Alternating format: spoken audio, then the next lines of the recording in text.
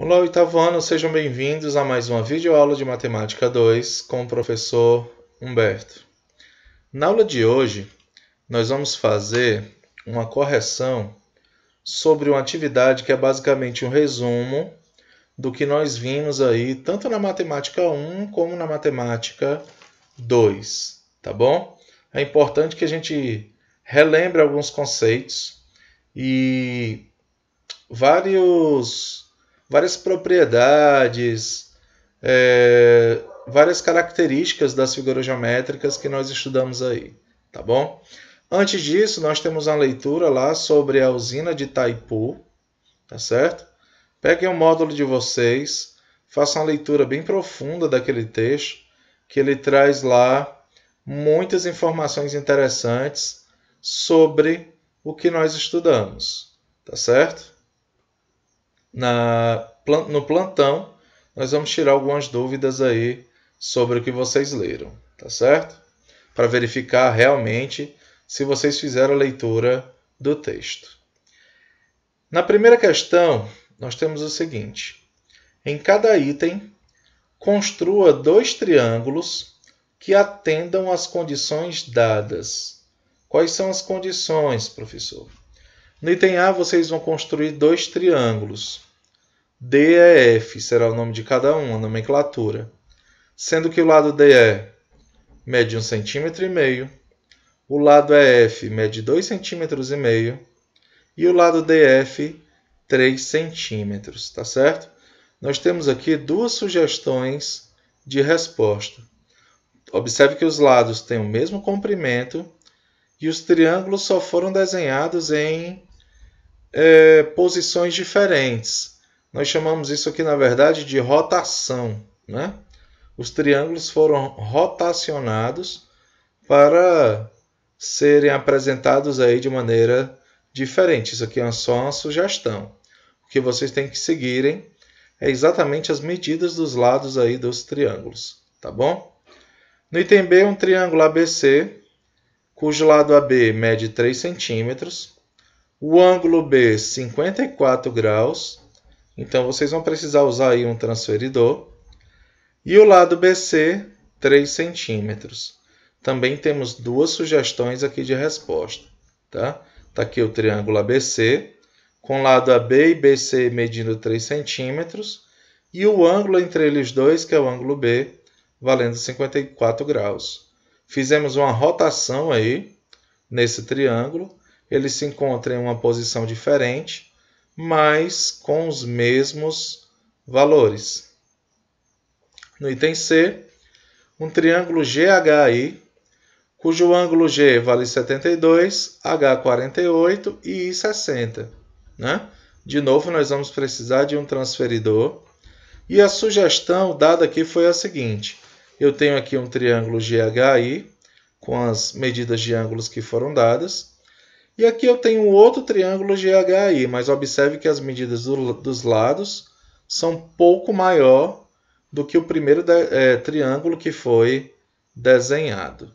Tá certo?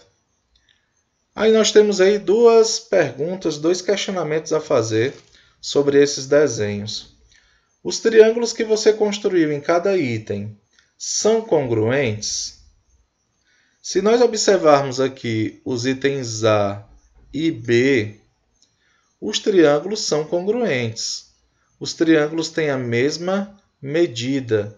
Eles só mudam a posição devido à rotação que eu falei aí para vocês. Então, tanto no item A como no item B, os triângulos são congruentes.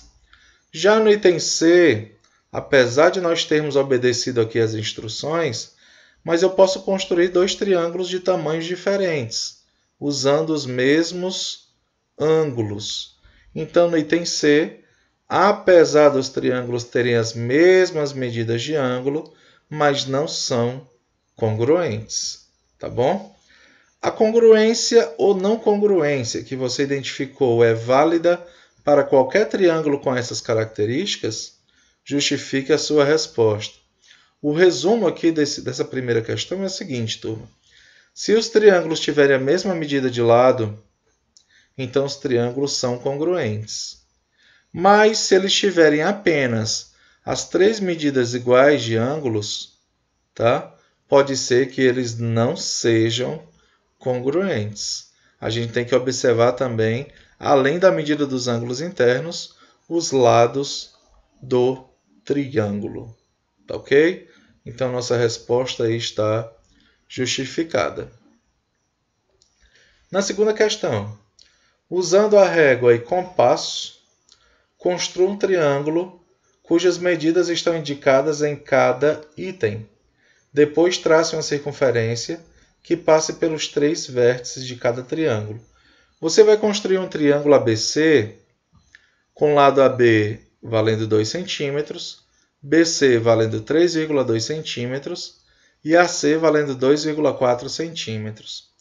Depois de construir um triângulo, você vai construir com o compasso uma circunferência que toque esse triângulo nos três vértices, nos vértices A, B e C, tá certo? Então, nós vamos ter uma figura basicamente assim. Repare que o ponto de encontro das alturas do triângulo coincide com o centro da circunferência, tá certo?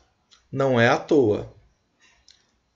No item B, o triângulo CDF com lado CD medindo 2,5 cm, o lado DF 1,5 cm e o CF 2,5 cm. Depois construir uma circunferência que toque nos três vértices do triângulo, né? Reparem de novo que o ponto de encontro das alturas coincide com o centro da circunferência. Na verdade, a informação primordial da questão é essa. Para a gente colocar uma figura, no caso um triângulo, dentro de uma circunferência, né? Para que os vértices coincidam com a extremidade da circunferência, o centro da circunferência, tá certo? Tem que coincidir com o ponto de encontro das alturas. Só assim a gente vai conseguir construir esse triângulo perfeitamente dentro da circunferência. Ok, pessoal? Tentem fazer esses desenhos aí em casa, tá? Terceira questão. Calcule a medida dos ângulos internos de cada trapézio. Depois classifique-o em isósceles, retângulo ou escaleno, tá? Turma, o trapézio é um quadrilátero que possui apenas dois lados paralelos. Os outros dois são concorrentes, tá certo? Mas, como é um quadrilátero, a soma dos ângulos internos tem que ser igual a 360. Por exemplo, no item A, para achar o valor de x, né, nós vamos somar os quatro ângulos e igualar a 360. 90 mais 3x menos 5 mais 4x mais 10 mais 90 igual a 360. Vou somar as duas letras, 3x mais 4x, que dá 7x. Depois eu vou resolver aqui os números, 90 menos 5, 85, mais 10, 95, mais 90, 185, igual a 360. Observe que eu não mudei nada de membro, só resolvi letra com letra e número com número, tá? Vou mudar agora, vou pegar esse 185 e passar para o segundo membro. Ele vai passar negativo. 360 menos 185 dá 175. E o 7 que está multiplicando passa dividindo. 175 dividido por 7 dá 25. Tá? Então, se eu quiser determinar o valor dos ângulos, onde tem x eu substituo por 25. 3 vezes 25 dá 75. Menos 5, 70. 4 vezes 25 dá 100. 100 mais 10, 110. Somando tudo, o resultado vai dar 360. Tá? No item B, professor, eu não tenho esse quarto ângulo F. Eu poderia fazer igual ao item A, somar os 4 e igualar a 360. Mas no item B está faltando o ângulo. E agora? Para resolver esse tipo de questão, eu vou me apoiar na seguinte informação.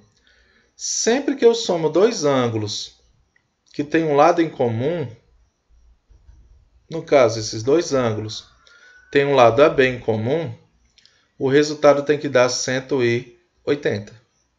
Tá? Isso é uma propriedade dos trapézios. Então, olha só, esses dois ângulos aqui têm um lado em comum, que é o ângulo EH, o lado EH. Então, quando eu somar esses dois ângulos, o resultado tem que ser igual a 180. 4x menos 40 mais 2x mais 16 igual a 180. Somando as letras, 4x mais 2x dá 6x. E menos 40 mais 16 dá menos 24, igual a 180. Vou passar esse 24 para o segundo membro, positivo. 6x igual a 180 mais 24. 6x é igual a 204. 204 dividido por 6 dá 34. Então, se eu quiser determinar o valor de cada ângulo, é só substituir o x por 34.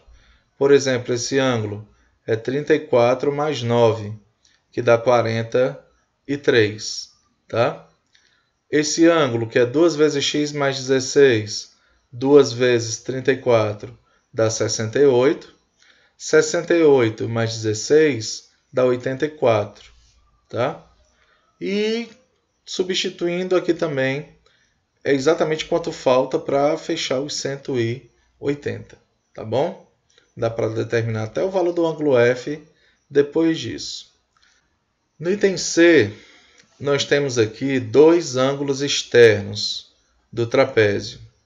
Tá bom? Um ângulo externo que vale x sobre 3 mais 22 e o outro ângulo externo que vale 7x sobre 2 menos 3. Observem que esses dois lados são paralelos, cortados por essa transversal. Então, isso vai lembrar um conteúdo que nós já estudamos aí há um tempinho atrás. Esses dois ângulos, como estão do mesmo lado da transversal, são colaterais. E como eles estão na região externa, colaterais externos. Isso quer dizer o quê? Que somando os dois, o resultado também dá 180, né? Então, somando os ângulos internos de um mesmo lado dá 180, somando os externos de um mesmo lado também dá 180. Tá? Então, x sobre 3 mais 22, mais 7x sobre 2 menos 3 igual a 180. Somando aqui os números, apenas os números, 22 menos 3 dá 19. Vou passar esse 19 para o segundo membro, ele vai passar negativo. 180 menos 19 dá 161. E o que é que eu faço com isso aqui, professor? Como os denominadores são diferentes, então nós vamos tirar o MMC. O MMC de 3 e 2, que são dois números primos, é a multiplicação entre eles, ou seja, é 6. Tá? E para obter o novo numerador, professor, eu pego o denominador, pego o MMC, divido no denominador e o resultado eu multiplico no numerador. Tá? 6 dividido por 3 dá 2, 2 vezes x, 2x, mais 6 dividido por 2 dá 3, 3 vezes 7x, 21x. 6 dividido por 1 dá 6, 6 vezes 161 dá 966. Como os denominadores são iguais, eu posso cancelar e resolver apenas o que está aqui no numerador. 2x mais 21x dá 23x. E esse 23 que está multiplicando vai passar dividindo. 966 dividido por 23, que dá 42. Tá certo, turma? Quarta questão. Classifique os trapézios na malha quadriculada em isósceles, retângulo ou escaleno. Antes de classificar cada um desses trapézios, primeiro vamos observar se eles possuem ângulo reto, tá? Porque aí já me diz que ele é um trapézio retângulo. Por exemplo, no item A, esse trapézio aqui possui dois ângulos retos aqui, ó. Então ele já é classificado como trapézio retângulo, tá? Com relação aos lados, ele tem 3 lados com medidas diferentes. Então ele é escaleno, tá? Já esse trapézio aqui do item B, ele não possui ângulo reto e possui esses 2 lados com a mesma medida. Então ele vai ser considerado trapézio isósceles, tá bom? No item C, nós temos um trapézio onde as 4 medidas são diferentes. Então nós temos um trapézio escaleno, tá? No item D, um trapézio também com as 4 medidas diferentes. Na verdade, é quase a rotação do item C, né?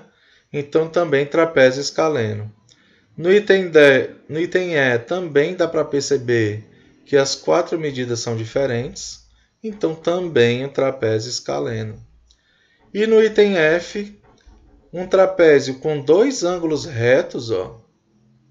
Então ele é um trapézio retângulo, tá? E as medidas dos lados diferentes. Então ele é escaleno. Tá certo, turma? Essa foi a nossa correção. Tentem resolver o restante dessa atividade. Tem mais 1 ou 2 páginas para vocês resolverem. E aí nós vamos retirar as dúvidas dessa atividade lá no nosso plantão Tira Dúvida, tá? Espero todos vocês lá e até a nossa próxima aula.